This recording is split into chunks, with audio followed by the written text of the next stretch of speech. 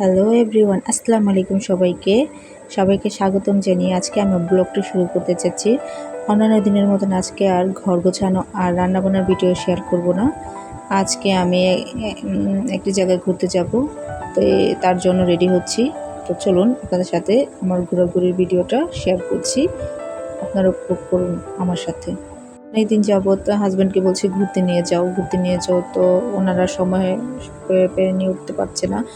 তো কখনো গরম ঈদের পর থেকে বলছে রোজার ঈদের পরে আমরা একটু ঘুরতে দূরে কোথাও ঘুরতে যাই। তো এবার আর পারিনি ঘুরতে যেতে, কারণ প্রচণ্ড গরম ছিল। গরমে যদি এত দূর ঘুরতে যাই তাহলে তো এসি ছাড়া আবার থাকতে পারা যায় না, যে প্রচণ্ড গরম। তো এর জন্য আর যাওয়া হয়নি। তো এখন তো বলছি যে তুমি রোজা থেকেই বলতেছো ঘুরতে নিয়ে যাবো, তো ঘুরতে নিয়ে তো আর গেলা না, আমাকে আজকেও তোমার ঘুরতে নিয়েই যেতে হবে।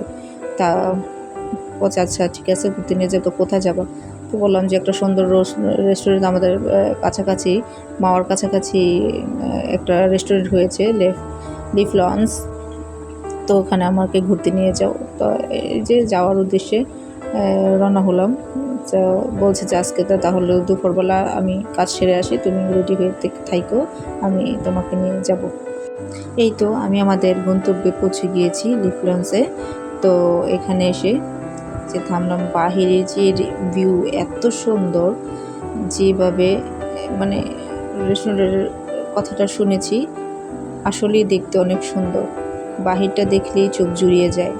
চলুন আপনাদের সাথে ভিতরে ঢুকতে শেয়ার করি কত সুন্দর এই লিফ লঞ্চের ভিতরের পরিবেশটা। খুবই সুন্দর, যা মনোমুগ্ধকর পরিবেশ, যা দেখলে চোখ জুড়িয়ে যায়।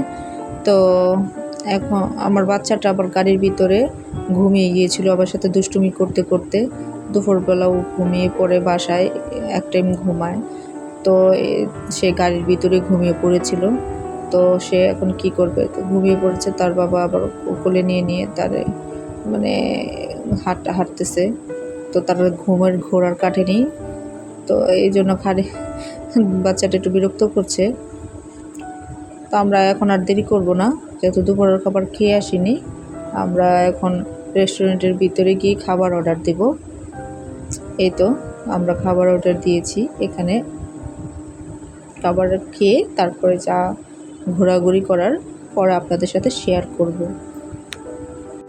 এই যে প্লেটটা খাবার অর্ডার দিয়েছে, এই প্লেটটার দাম ছিল 3000 টাকা।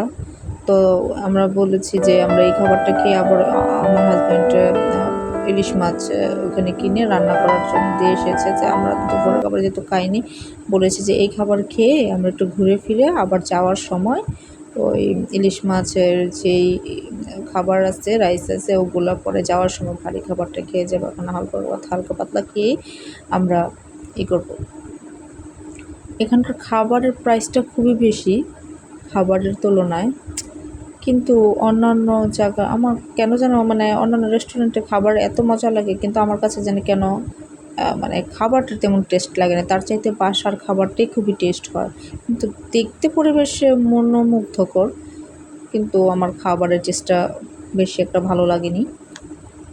তো খাবার শেষ করে আমরা চারিদিকের পরিবেশ অনেক ছবি তুলেছি।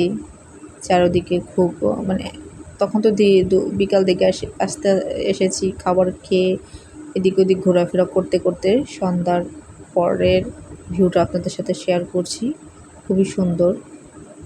এই তো উপরে আসছি যে আমার পরিবেশ তো এই করতে করতে সন্ধ্যা হয়ে গেছে। এখন আমাদের বাসায় যাওয়ারও টাইম হয়ে গেছে। বাচ্চা খুব বিরক্ত করছে।